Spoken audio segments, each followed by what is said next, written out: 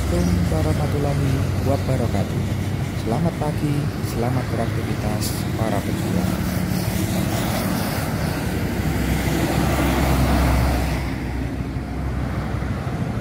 Semangat beraktivitas para pejuang. Senang sekali hari ini, hari Kamis tanggal 13 April, kami kembali dapat menyapa teman-teman semua melalui proyek pembangunan jalan tol Jogja Solo ini. Kali ini saya sedang berada di Ngasem ya teman-teman, tepatnya di depan dari exit tol Colomadu. Dan di sini kita akan melihat progres dari jalur yang nantinya akan dibuka fungsional ya teman-teman.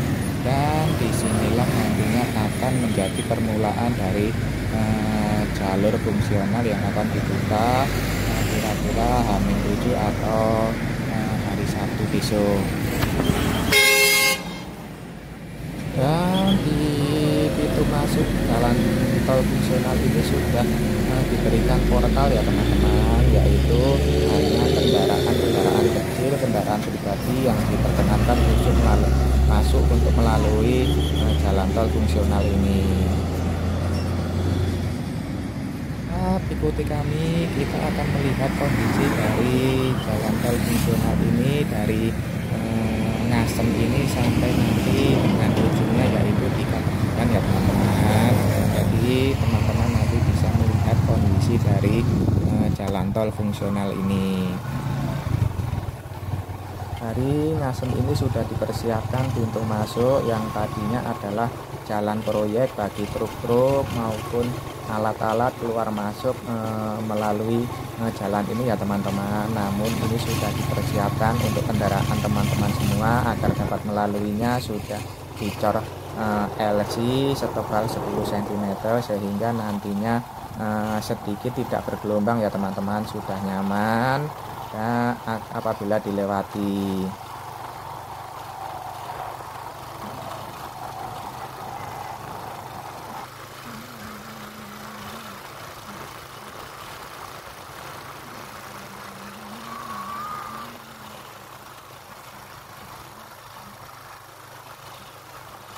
Kurang lebih 200 meter kita sudah diarahkan untuk menaiki dari jalan tol Jogja Solo ya teman-teman. Jalannya juga sudah bagus, sudah dipersiapkan dengan sedemikian rupa agar teman-teman dapat melaluinya dan menaikinya dengan nyaman. Nah, dari sini kita sudah memasuki dari jalan tol Jogja Solo secara fungsional, dan di sini sudah diperkerasan dengan rigid pavement ya teman-teman, artinya sudah dicor utama dan sudah jadi.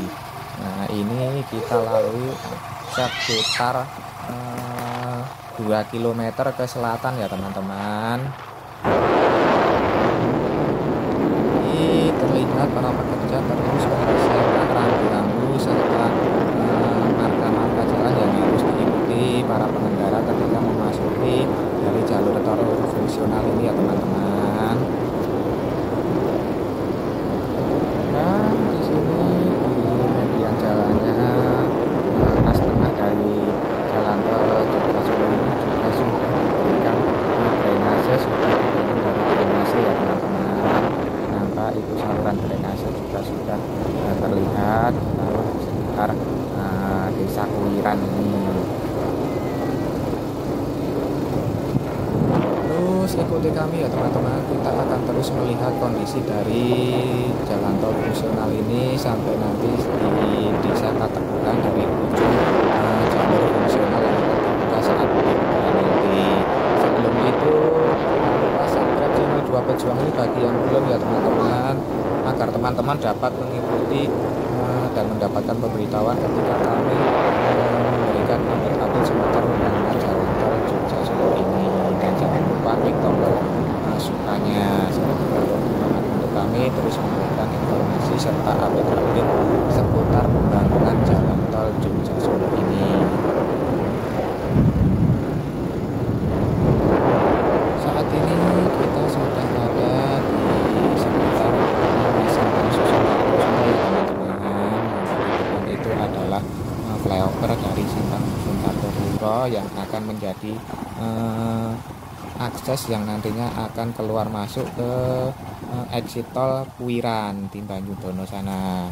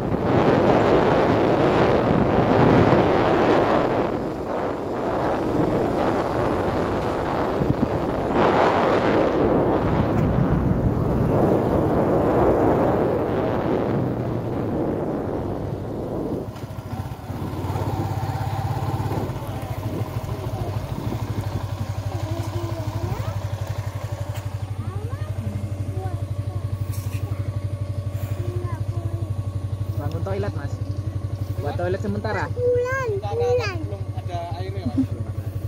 Di jalur fungsional ini nantinya juga disediakan sebuah toilet portabel ya teman-teman, menjaga nih apabila ada teman-teman yang ingin buang air kecil. Para pekerja sedang menyelesaikan proses pembangunan dari pembuatan toilet itu.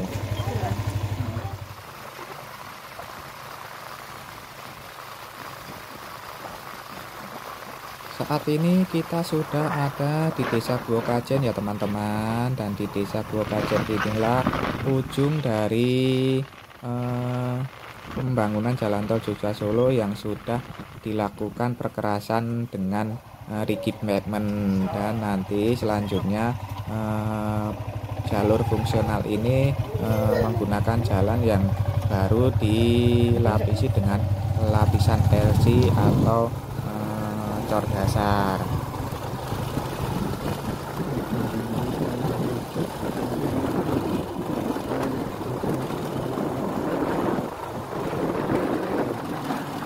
kami ingatkan ya teman-teman, pengelola dari jalan tol Jogja Solo ini sudah memberikan rambu-rambu sementara sepanjang jalur fungsional ini berupa tolo-tolo yang dipasang di sisi kanan maupun kiri dari jalur fungsional ini.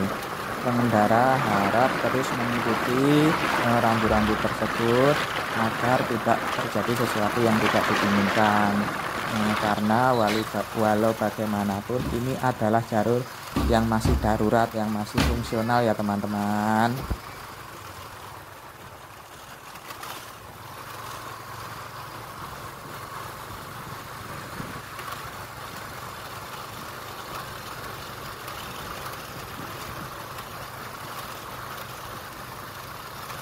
Kita terus ke selatan dan masih berada di Desa Jatirejo, dan di jalan tol fungsional ini yang masih dilakukan proses perkerasan dengan LC ini agak bergelombang ya teman-teman. Jadi harap teman-teman ketika melewati dari jalur fungsional yang masih berlapiskan LC ini agar menjaga kecepatan ya teman-teman. Jangan terlalu ngebut karena permukaan jalan walaupun sudah dilakukan perkerasan masih agak sedikit bergelombang.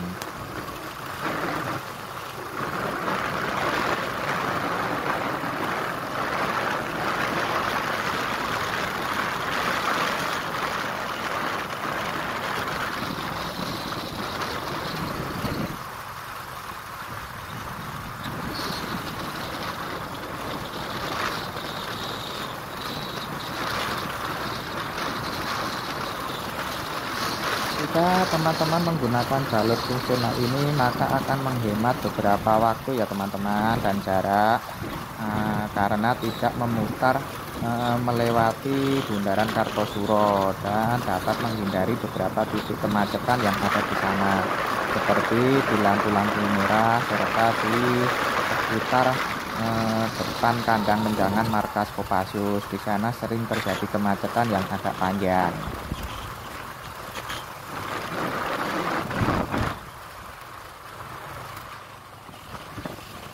Di sepanjang jalur fungsional ini nantinya teman-teman akan melihat pemandangan hamparan sawah di kanan maupun kiri jalur fungsional ini ya teman-teman, karena memang topografi di daerah Banyudono, Sawit hingga nanti Klaten adalah berupa hamparan-hamparan persawahan hijau. Ini dapat memanjakan mata teman-teman semua ketika melewatinya.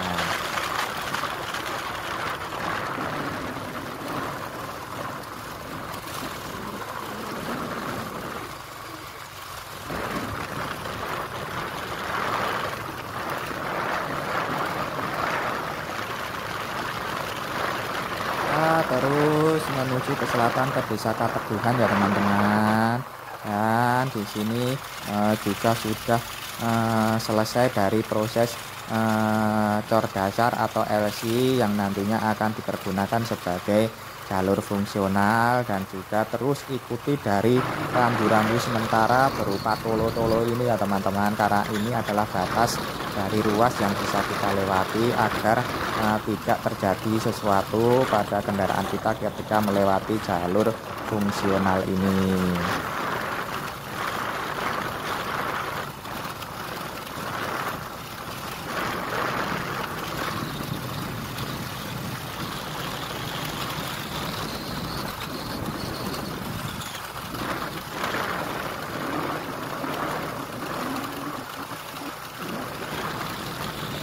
Ingat juga bahwa jalur fungsional ini hanya dibuka satu arah ya teman-teman, yaitu menuju Jogja ketika arus mudik yaitu H-7 sampai dengan hari H, dan menuju ke kota Solo di H+-nya. Jadi teman-teman harus mengingat jadwal dari pembukaan dari jalur tol fungsional ini.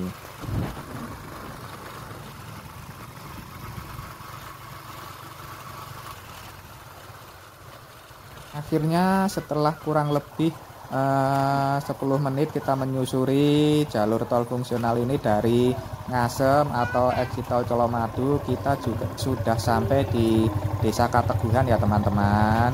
Disinilah akhir dari jalur atau ruas tol fungsional jalan tol Jogja Solo, dan nanti kita akan diarahkan ke arah kiri ya teman-teman, yaitu keluar di Jalan Raya Sawit, kemudian melanjutkan ke Jalan Raya Jogja Solo di Sanggung.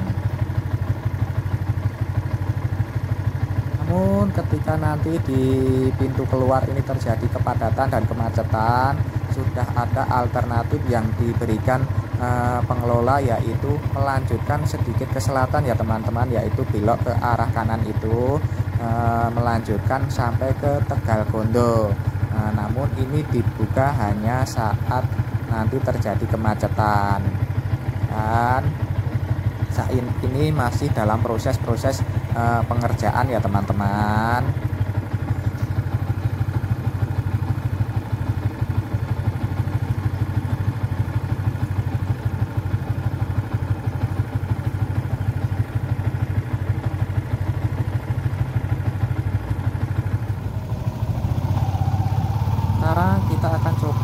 melihat progres yang ada di jalur fungsional yang diperpanjang ini ya teman-teman. Apakah ada progres yang ada di sana, kita lihat sambil kita nanti pulang menuju Karanganyong. Ini adalah jalur yang menuju Tegal Bondo dan sudah mulai dicor dengan LC setebal 10 cm yang juga dipersiapkan untuk para pemudik ketika nanti terjadi kemacetan di pintu keluar Jalan Sawit.